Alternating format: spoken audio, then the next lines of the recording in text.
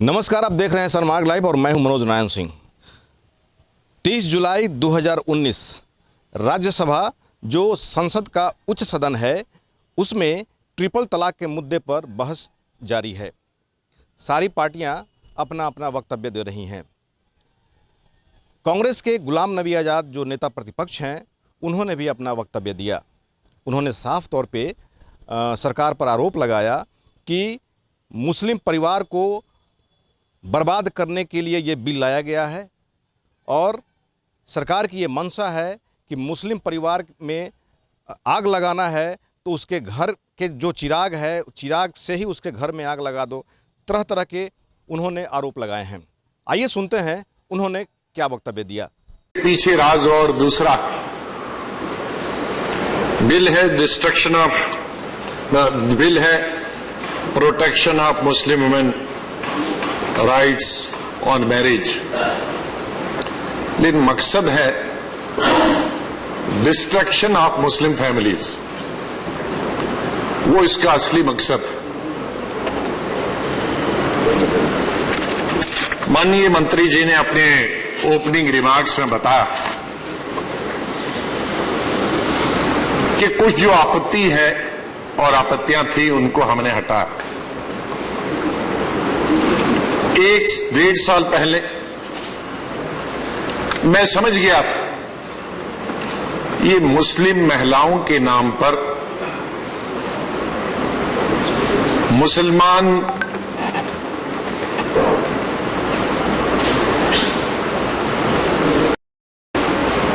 न रहे बांस न बजे बंसरी।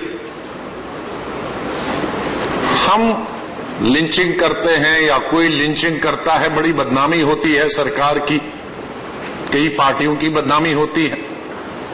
तो सबसे बेहतर है इस घर को इसी घर के चिराग से आग लगाओ। अब अगर दो समुदायों के बीच में लड़ाई होती है तो एक समुदाय वाला दूसरे समुदाय के घर को मोहल्ले को आग लगेगी तो बड़ा केस बनता। लेकिन बिजली का अगर शॉर्ट हो जाए तो मोहल्ले का मोहल्ला जल जाए, शहर का शहर जल जाए तो कोई केस नहीं बनता।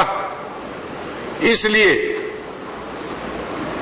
इस खानदान को अगर खत्म करना है तो घर से ही खत्म करो, ऐसा कानून बनाओ। ये असली मकसद। और माननीय ला मंत्री जी, मैं तब समझ गया था जब आप और स्वर्गीय अनंत कुमार जी तब पार्लियामेंट्री अफेयर्स मिनिस्टर थे, भगवान उनकी आत्मा को शांति दे, भले आदमी थे। जब इस बिल को यहां लाने की कोशिश आपने की थी और कुछ आपत्ति मैंने जताई थी, वो आपत्ति आपने हटाई नहीं, कॉस्मेटिक सर्जरी की। जो बीमारी है वो वहीं की वहीं रखी, फेस में कॉस्मेटिक सर्जरी की। मैंने क्या बताया था जब आप आए हमारे कमरे में, 1-1.5 घंटा चर्चा हुई, तो मैंने यही बताया था जो कि सभी सदन के लोगों ने कहा कि इस्लाम में शादी या एक सिविल कॉन्ट्रैक्ट, आप इस सिविल कॉन्ट्रैक्ट को क्रिमिनल शक्ल दे रहे हैं। दूसरी मैंने बात बताई थी कि आप इसको कॉग्निजेंट ऑफेंस बना रहे हैं, आप वारंट के बगैर ही पुलिस किसी को जाके पकड़ के अंदर डाल सकते हैं। और तीसरी बात बताई थी मैंने, पनिशमेंट 3 साल की, और 3 साल की पनिशमेंट के साथ साथ 2 चीजें और लगा दी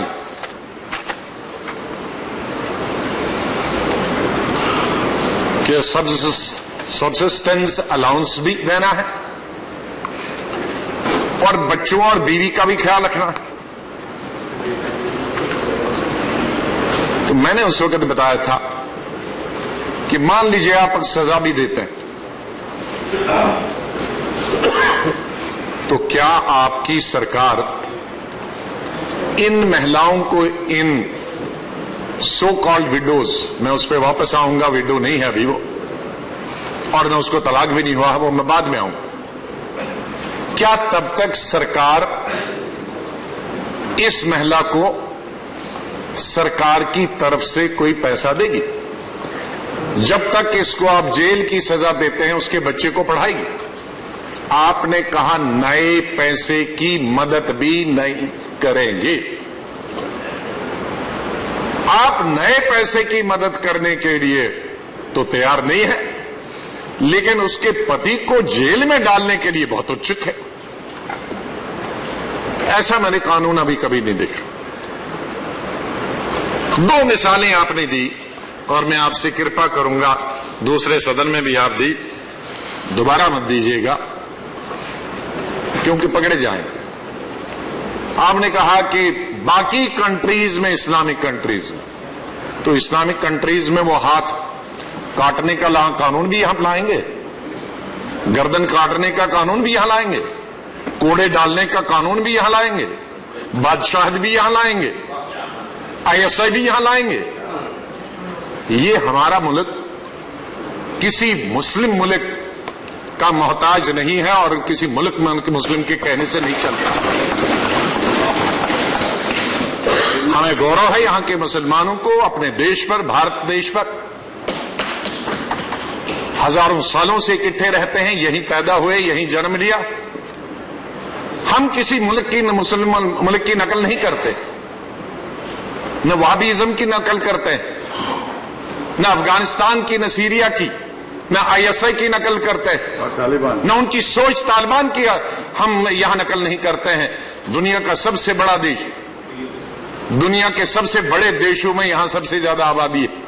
हम अपनी सोच रखते हैं, सेकुलर सोच रखते हैं, सोशलिस्ट सोच रखते हैं, डेमोक्रेटिक सोच रखते हैं। मिलजुल के सभी समुदायों के साथ बैठ के रहना, खाना, पीना, जीना, मरना सीखते हैं। हमको किसी, यहां के मुसलमानों को किसी दूसरे मुल्क के मुसलमानों के साथ कंपेयर नहीं करिए, क्योंकि उनमें जो खामियां हैं वो नहीं चाहता हूं कि उनमें जो कमजोरियां हैं, गलतियां हैं, वो हमारे देश के मुसलमानों को में वो लग जाएं।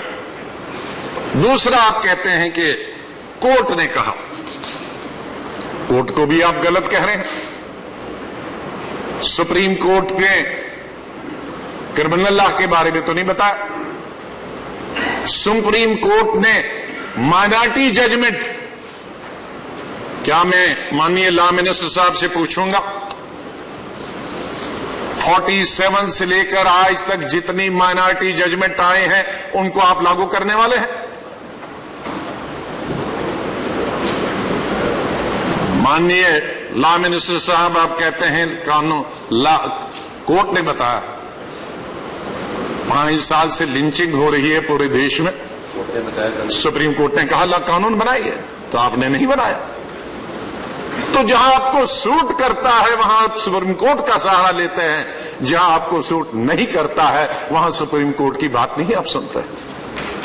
तो इसलिए सुप्रीम कोर्ट को आप सोच समझ के कोर्ट करा करिए, और अगर सुप्रीम कोर्ट की बात माननी है तो कल लिंचिंग पर भी लाइए कानून, तो मैं मानूंगा कि भाई आप सुप्रीम कोर्ट की सजेशन को और गाइडेंस को और उनके हुक्म को मानते हैं। सेलेक्टिवली हर चीज को इंप्लीमेंट करने की कोशिश मत कर लीजिए। दूसरी बात मैं बताना चाहता हूं, आज मैं कोई लंबा भाषण नहीं करना चाहता हूं, कुछ पॉइंट बताना चाहता हूं। ये सजा किस चीज की दी जा रही? मैं तो साइंस का स्टूडेंट हूं, लॉ स्टूडेंट नहीं हूं, लेकिन एक साधारण सिविलियन। माननीय लॉ मिनिस्टर साहब, तलाक तलाक तलाक लिखित में, जबानी में, व्हाट्सएप में, SMS में, टेलीफोन पे सुप्रीम कोर्ट ने खत्म किया। अब वो है नहीं ला। मैं आपको कोई गाली दूं इस वक्त, मैं कहूंगा आपको मैं जान से मार रहा हूं, तो उसको कहता मैं गोली मार दूंगा, मैं तुम्हारी गर्दन काट दूंगा, तो काट ली उसने। वो कानून नहीं है। जब सुप्रीम कोर्ट ने कह दिया कि ट्रिपल तलाक खत्म हो गया, तो आप सजा किस चीज की दे रहे हो? वो है ही नहीं, तलाक ही नहीं हुआ। तो आप उसको सजा देते, चाहे 3 ही साल की सजा देते, कोई भी सजा देते, तो ट्रिपल तलाक तो हुआ ही नहीं, वो तो लागू ही नहीं हुआ। शिवाजी ने बताया ठीक तरीके से, माननीय मंत्री जी, और मैं उनसे मिस्टर शिवा से सहमत कि मिस्टर शिवा ने यह बताया कि वो 3 साल आपने जेल रखा और तलाक तो हुआ नहीं है, क्योंकि तलाक according to supreme court null and void है। वो घर जाएगा तो सजा किस चीज की मिली? दैट्स एक हिस्सा। माननीय लॉ मिनिस्टर साहब, ये भी आप अपने जो ज्यादा उत्सुक हैं इस कानून को बनाने के लिए, उन पे जरा अप्लाई कीजिए। आर्ट्स और साइंस में इतना ही फर्क है, साइंस में पहले प्रैक्टिकल करते हैं, दवाई भी जब बनती है तो वो दवाई भी उसमें कई पहले चूहे पे, बंदर पे, फिर और दूसरों से फिर आ जाती है। आप यहां सीधे मुस्लिम वुमन पे ये दवाई मारने की, मर जाए तो वही, बच जाएगा तो वही इस्तेमाल करें। आप में से जो उत्सुक है जरा इस कानून को, उसको जरा अपनी पत्नी की शिकायत पर 3 साल जरा जेल डलवा दीजिए, और उसके बाद मैं देखूंगा कि वो अपनी पत्नी के साथ किस शांति और प्यार से रहेगा। जरा ये अपना बीजेपी में एक एक्सपेरिमेंट करिए। मैं यहां करवा दूंगा, मैं यहां कहूंगा इसको लागू करिए, एक्सपेरिमेंट वहां से आए। जो पति अपनी पत्नी की वजह से जायज या नाजायज उसकी शिकायत से उसकी अदालत कचहरी लड़ने की वजह से जेल में चली जाए, और उसके बाद वो कहता है कि वो पति और पत्नी शांति से रहे, ये हमारी समझ में नहीं आता। माननीय लॉ मिनिस्टर साहब, ये इस तरह का कानून आप ही बना सकते हैं, कोई इधर वाला ये सोच नहीं सकता ऐसा कानून। और ये कानून पावर का नशा, पावर जब आती है तो फिर कुछ नजर नहीं आता, फिर सब जो चाहो वो करे।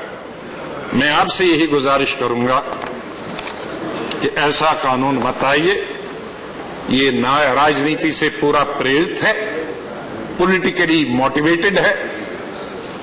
ये आपने इस देश के अल्पसंख्यकों को उनके आपसी झगड़े लड़ाई में लगे रहे, वकील पति के खिलाफ करेगा, पत्नी पति के वकील खिलाफ करेगा। जो अगर कहीं एक जमीन का टुकड़ा होगा, घर का टुकड़ा होगा, वो बेच के वकील लगेंगे, और इससे पहले कि उसकी जेल की मुद्दत खत्म हो गई होगी तब तक उनका दिवालिया निकला होगा, बीवी भी सड़क पर होगी, बच्चे भी सड़क पे होंगे, और जो जेल से निकल आएगा या तो खुदकशी करेगा, या डाकू बनेगा, या चोर बनेगा, या भीख मांगेगा। ये है मंशा आपके ट्रिपल तलाक की। The cat has come out of the bag, क्योंकि इसमें कोई प्रोविजन आपका मुस्लिम वुमेन के लिए प्रोटेक्शन का नहीं है, उनके सस्टेंस अलाउंस का नहीं है, उनके मेंटेनेंस का अलाउंस का नहीं है, उनके बच्चों के पढ़ाई का कोई भी आपका प्रावधान नहीं है। सिर्फ जेल में भरो आदमी को और कचहरी के चक्कर लगाते जाओ उम्र भर के लिए। ये आपका ट्रिपल तलाक है, इसका घोर विरोध हम करते हैं। और मैं आपसे निवेदन करता हूं कि आप इस बिल को सिलेक्ट कमेटी के हवाले करिए, और सिलेक्ट कमेटी इस पे चर्चा होगी। सिलेक्ट कमेटी देखेगी कि कौन सी चीज उसमें से निकालनी है, कौन रखनी है। हमें इसमें कोई आपत्ति नहीं है कि हमारी जो बहनें हैं, महिलाएं हैं, उनको सशक्तिकरण नहीं करना चाहिए, लेकिन यहां भी डबल अप स्पीक। अभी हमारे साथी बोल रहे थे, एक तरफ से आप हर बार 70 साल से बोल रहे हैं एक कानून होना चाहिए, पर्सनल लॉ कहां से आ गया, मुसलमानों के लिए अलग से लॉ कैसा आया, तो एक दफा तो आप पर्सनल लॉ के खिलाफ है और दूसरी तरफ खुद ही आप कानून बनाते हैं सिर्फ मुस्लिम वुमेन के लिए। ये बाकी वुमेन के लिए क्यों नहीं है, जो लाखों और वुमेन है, पार्टी के अंदर पार्टी के बाहर है, उनका कौन पूछेगा? लाखों ऐसी हैं हमारी मेजॉरिटी कम्युनिटी में भी, दूसरी कम्युनिटीज में भी, जो पतियों ने छोड़ दिए हैं कई कई साल के से, उनको कोई पूछता नहीं है। उनके लिए कौन कानून बनाएगा? तो कानून सिर्फ सशक्तिकरण सिर्फ मुस्लिम वुमेन का नहीं है, सशक्तिकरण इंसाफ की जरूरत हिंदू बहनों को भी है, बेटियों को भी है। सशक्तिकरण की जरूरत क्रिश्चियनों और दूसरे पारसी और जैन बहनों को भी जरूरत है। इसलिए अगर ये कानून है तो ये इम्पार्शियल है, ये अनकॉन्स्टिट्यूशनल कानून आप बना रहे हैं, जो एक सेक्शन के लिए आप बना रहे हैं। और जो दूसरी इस तरह की हमारी बहनें हैं दूसरी धर्मों के साथ, ये उनके साथ नाइंसाफी है। तो आप ऐसा कानून लाइए जो सशक्तिकरण पूरी महिलाओं का हो पूरे देश के लिए और एक मिसाल बने, न कि किसी सेक्शन को या किसी रिलीजन को खत्म करने के लिए कानून नहीं बनना चाहिए, देश के लिए कानून बनना चाहिए और हमारी महिलाओं के उत्थान के लिए बनना चाहिए। और सबसे बड़ा अगर काम है उनके लिए आप कर सकते हैं, जिस तरह से कांग्रेस गवर्नमेंट ने रिजर्वेशन लाई थी पंचायत में, कॉरपोरेशंस में, लोकल बॉडीज में, पहले 33%, फिर उसके बाद 50%, और हमारे यूपीए के सब लोगों ने उसको सहयोग दिया था। उसी तरह से अगर आपको सशक्तिकरण चाहते हैं आप महिलाओं का, तो एक टारगेट मत करिए एक सेक्शन को, आप पूरे देश के लिए 33 या 50%, मिनिमम 33% लाइए। मांग तो हमारी 50% की है रिजर्वेशन, वो महिलाओं के लिए रिजर्वेशन लाइए और इस बिल को आप सिलेक्ट कमेटी के हवाले भेजिए। बहुत बहुत धन्यवाद। सहयोगी राकेश के साथ मनोज नारायण सिंह, सनमार्ग लाइव, पटना। आपको ये कार्यक्रम अच्छा लगे तो सनमार्ग लाइव को सब्सक्राइब करें, बेल आइकन जरूर दबाएं ताकि हर छोटी बड़ी खबरों से आपको रूबरू कराते रहें।